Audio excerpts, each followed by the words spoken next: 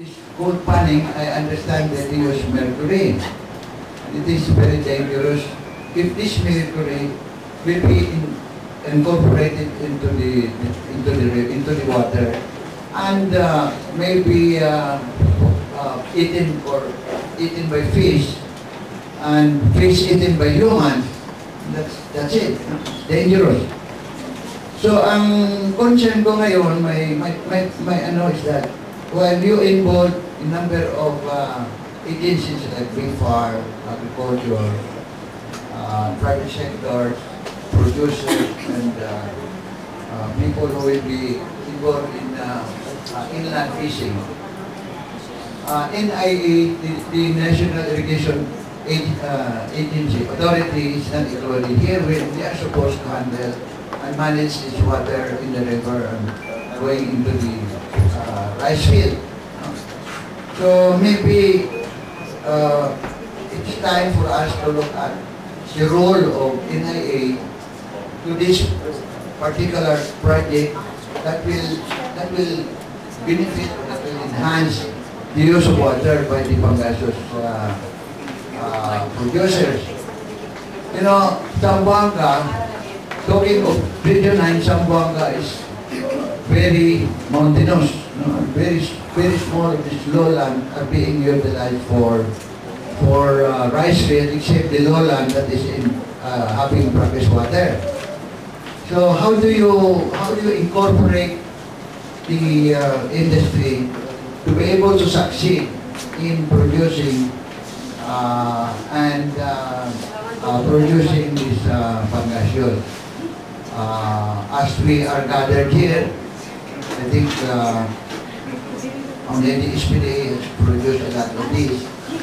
Of course, the Coporobias family is also having that up here in Upper Calarian. And me with my little small swimming pool, which is 160 square meters, I stopped teaching swimming because it's also expensive not to maintain water. And so I decided that my swimming pool of 160, 3 feet and 5 feet of the middle, I added additional type to make it 6 feet. So I am willing to invest money in order that we will be able to really realize the new venture that I have. But I'm also worried because of that, because of what is happening in my area. And I think it is high time for us to incorporate our effort. If we really have to go into this, to be able to make people appreciate the business. It's a very profitable business. But when I heard your saying na itong Pangasius is an expensive processing. Pwede pan attain 1 meter height and then put in a lot of price that probably 5 fry for every cubic meter of water, and to grow it to 1.2 kilos of fish, you have to spend 1.5 kilos of fish. So it's a little expensive. You spend 65% of your production to make 35% of net profit. So to develop 1 hectare, you spend about 3 million plus to gain 1.6 million pesos of profit. If you can attain 1.5 kilos for every, and 1.2 kilos for every 1.5 kilos of feed. Okay, thank you, sir, Mr. Rick Marmoleño. Sagot ko lang ng konti kasi regarding dun sa mga questions ninyo, according dun sa ating MC na si Jenny, tatalakayin po natin yan doon sa parang meron tayong part dito sa mamayang after lunch para doon sa open forum, no? So siguro sagutin ko lang ng konti yung reaction ni Mr. Marmoleño regarding dun sa water, no? Yung sa water po kasi, bali, dun sa site selection pa lamang process sa isang aquaculture venture, kailangan alam na natin yung mga source ng water na dapat natin kuhanan. Actually, marami po tayong mga source ng water na pwedeng gamitin sa aquaculture. Katulad nga po nung sa river, sa lakes, sa mga reservoir, yung irrigation na nabanggit kanina, pwede po tayong gumamit dyan ng ating water, no? Sa mga irrigation, alam ko sa part ng Luzon area, nagbabayad sila ng particular fee paggagamit sila ng water sa irrigation. Kaya lang, meron tayong konting mga risk involved dito sa paggamit ng mga inland bodies of water na ito kasi mga communal waters po siya. Pag sinabi po natin communal waters, hindi lang po kayo ang gumagamit nito. Marami po ang nakikinabang dito at maraming gumagamit. Maaring yung paggamit po nila hindi maging maganda doon sa pag-aalaga ninyo ng isda. So may mga risk po involved regarding yung source ng tubig sa inland bodies of water. So pero meron pa rin tayong mga ibang source na pwedeng hindi masyadong risky, katulad yung mga spring water na pwede natin gamitin. Yung spring water, hindi naman po lahat ng area yan meron dito sa Pilipinas, no? So ibig sabihin, tiyambahan lang din po yan. So pinakamurang source ng water, kaya lang hindi lahat nabibiyayaan ng ganitong spring ang ating area. Pwede rin po tayo doon sa medyo mahal na source ng water, yung groundwater. Kaya bakit mahal? Kasi kailangan natin ng energy para kunin ito sa ilalim. Kailangan mo ng fuel, kailangan mo ng electricity. So additional cost doon sa inputs, sa production cost. And then, meron din po tayong isang source ng tubig na yung rainwater na pwede sa aquaculture, no? Actually, pag sinabi natin itong mga sources ng tubig na to, hindi lamang sa panggaseous ginagamit to. Kahit sa ibang freshwater fishes, pwede po ito. Yung rainwater, pwede po yan. Kaya lang, limited ang paggamit ng rainwater. Pag umuulan lang, doon pa lang merong water. Pag summer, wala po tayo niyan. So, yun yung mga sources ng tubig na dapat nating tingnan sa isang paggawa ng isang aquaculture venture, na isang aquaculture project. Tingnan natin yung source ng tubig as well as yung soil, yung type ng soil. Kasi yung type ng soil po, kailangan din po yun. Pag nagsisimula tayo, at tulad yung nangyari kay Mr. Marmoleño, na nagpahukay siya, yung pala, yung soil niya, hindi karapat-dapat para sa isang fish pond. Yung po yung tinatawag natin yung may pagka-sandy. No? Kaya bumababa lang yung water. Dapat po, ang type ng soil natin sa isang fish pond is dapat clay. Clay loam ang karakteristik ng kanyang fish pond. So yan po yung mga isa pa maikling pwede natin sabihin sa konting naging problema ni Sir. Pero mamaya talakayin po natin maigi at after lunch. No? So yung mga ibang concerns pa po, mamaya na po natin after lunch kasi meron po tayong parang consultation mamayang hapon. Okay. So we go now dun sa ginawa ng BFAR sa technical working group para at least makakuha kami ng konting inputs regarding sa grupo. Kasi isa po ito sa maging goal ng ating consultation sa Pangasius, itong pagpapakita sa inyo nung fishery administrative order na ginawa ng BFAR. Okay.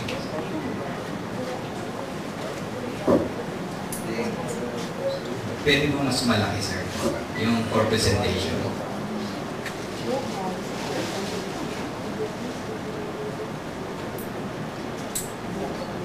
Okay, so yung section 1 po ng ating fishery administrative order, yung policy guidelines for environmentally sound culture of Pangasius, ang section 1 po natin is puro definition of technical terms. So, siguro daanan lang po natin ito at puro mga technical terms po ito na binanggit doon sa kabuuan ng Fishery Administrative Order.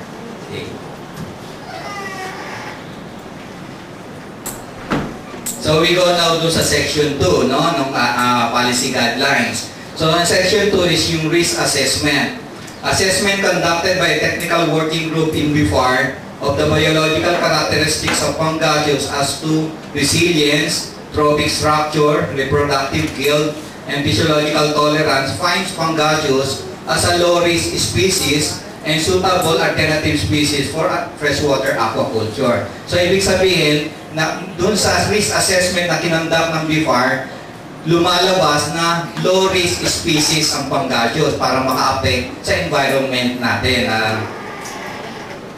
Although may mga reaction regarding this one dahil doon sa tinatawag natin mga factors katulad ng climate change. Yung climate change, according sa mga environmentalists, pwedeng magbago yung characteristic ng isda doon sa tinatawag nating climate change. Kung hindi siya nanganganak outside Mekong River, yung climate change baka magkaroon ng epekto doon sa isda, manganak na isda on the long run. So isa rin yan sa possibilities na pwede natin tignan.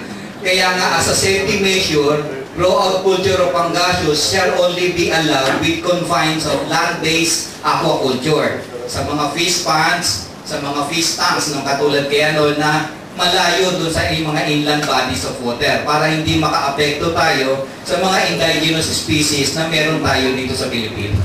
Particularly mga aquatic indigenous species. Okay.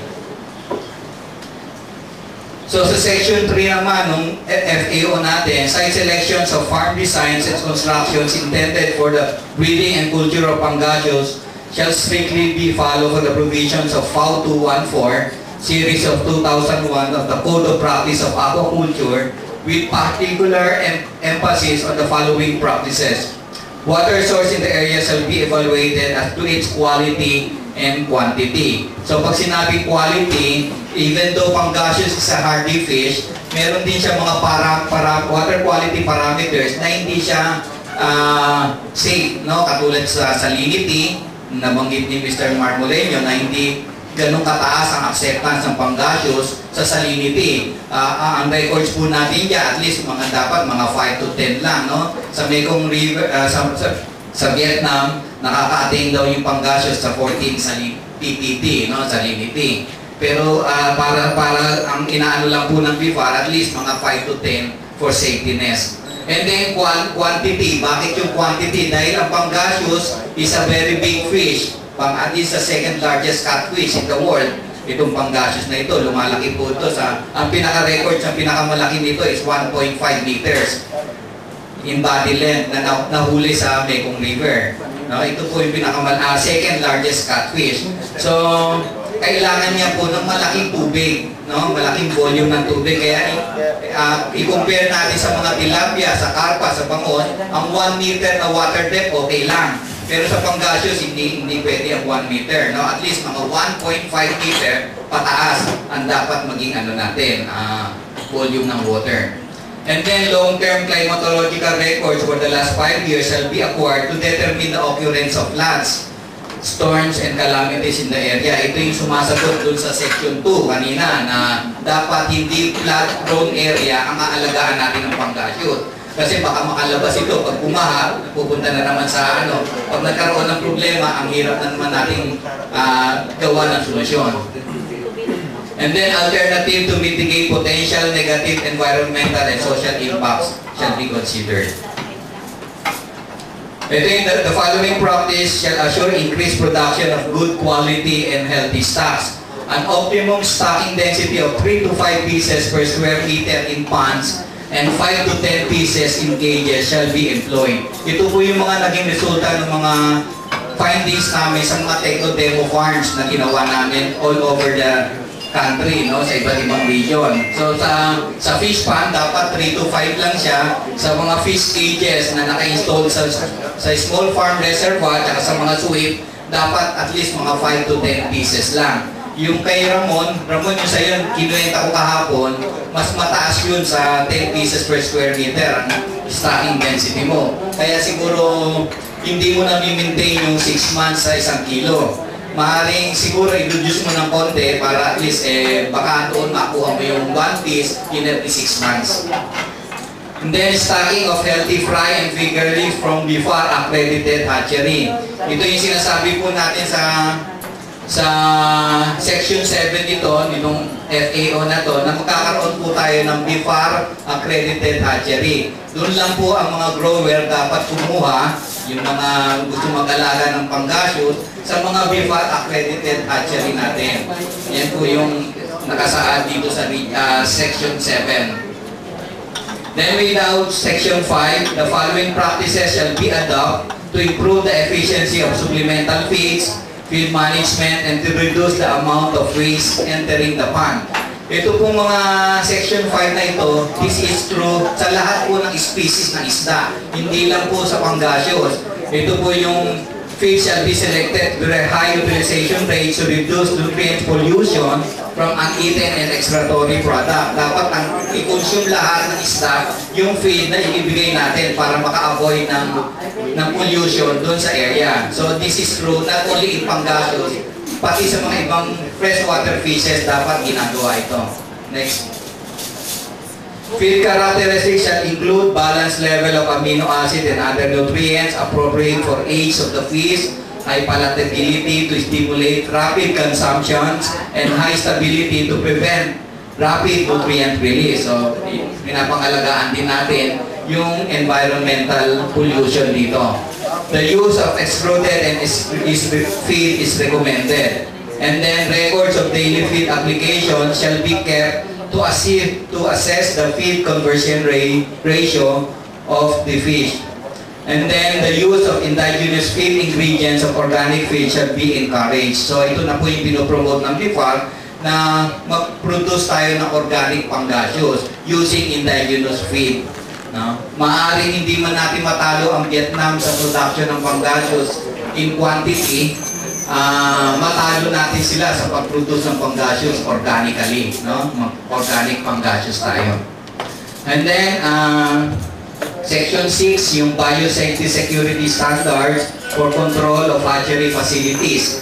Hatchery and nursery facilities for panggasyos should comply with the minimum biosecurity standards by providing physical safeguards in a form of containment ponds. So, i-require po natin lahat ng hatchery dito sa Pilipinas pagdating sa panggasyos na magkaroon ng containment pond. Containment pond, pag lumabas yung kanilang wastewater, dadaan muna sa isang containment pond bago lumabas ng natural inland na water, no? Para hindi maka-apekto, baka meron pang fry, meron pang eggs na natitira doon, mag-survive doon sa inland bodies of water, lumabas yung panggasyos sa natural inland bodies of water. Next. Now, we go now to sa accreditation ng mga hatcheries sa panggasyos. Okay. The Bureau of Fisheries and Aquatic Resources, National Inland Fisheries Technology Center, shall devise a scheme for the accreditation of panggasyos hatcheries. Ito po yung isasama namin sa roadmap, no? Yung scheme para sa isang panggasyos hatchery accreditation. So, the center is in coordination with the BIFAR Regional Office and the local government units shall conduct inspection and monitoring of accredited government and private panggasyos hatcheries to ensure compliance of the biosecurity standards. Yung paggawa nila ng containment pond, isa yun.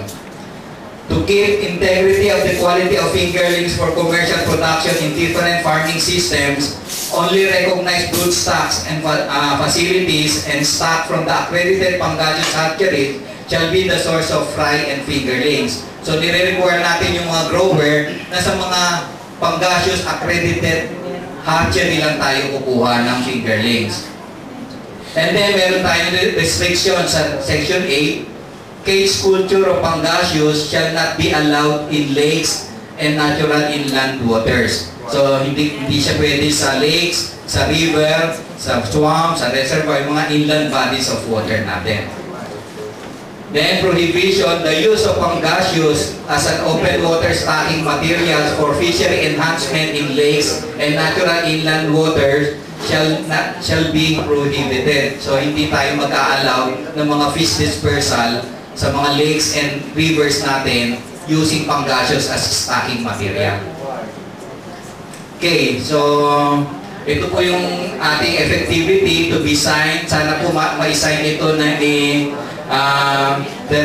Assistant ni Secretary Alcala. We are very hopeful na by the end of this year, mapirmahan ito ni Secretary kasi pinresent po namin ito sa NFARC, wala naman naging problema sa member council.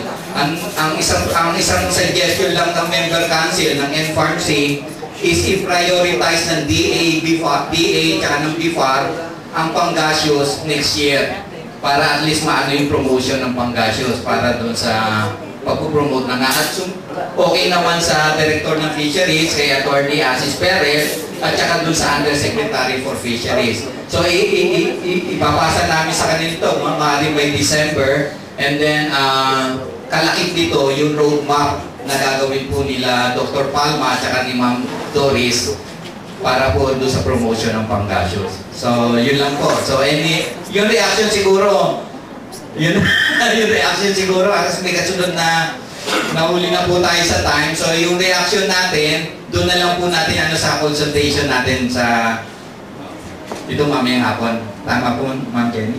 Okay. So maraming salamat po sa pakikinig.